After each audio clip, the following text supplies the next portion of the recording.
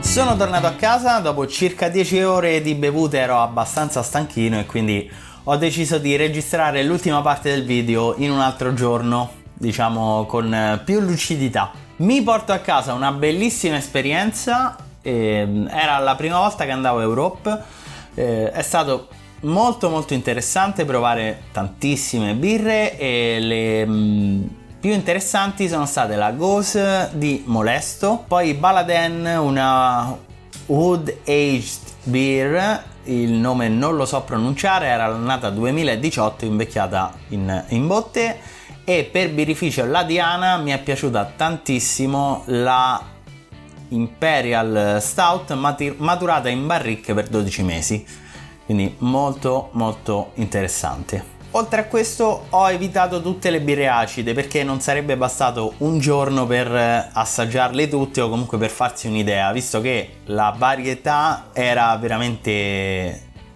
tanta, di birre acide ce n'erano tantissime di tutti i tipi e di tutti gli stili. Quello che penso che farò l'anno prossimo sarà un abbonamento, in modo che avrò un giorno dedicato con una verticale su uno stile o su una serie di stili che sono accomunati, come ad esempio proprio le birre acide. Un consiglio scontato in realtà è quello di andare presto per evitare le file. Sono andato intorno alle 4 e alle 19 c'era tantissima fila e quindi è stato difficile cambiare nuovi gettoni in caso uno li finisca, come è successo a me.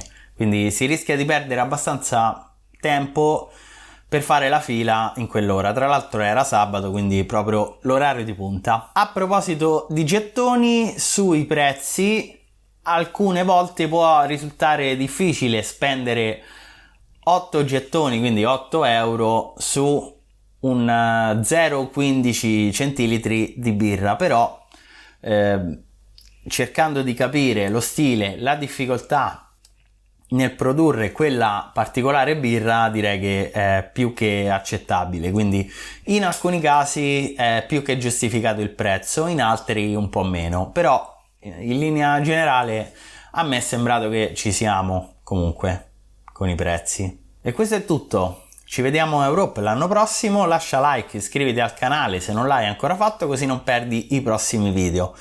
E a proposito di video, La settimana prossima non uscirò con un video perché sarò in live sul canale dei Crazy Onion. Seguiranno informazioni sui miei social, quindi su Instagram e Facebook, e ci vedremo lì per fare un aperitivo tutti insieme. Alla prossima!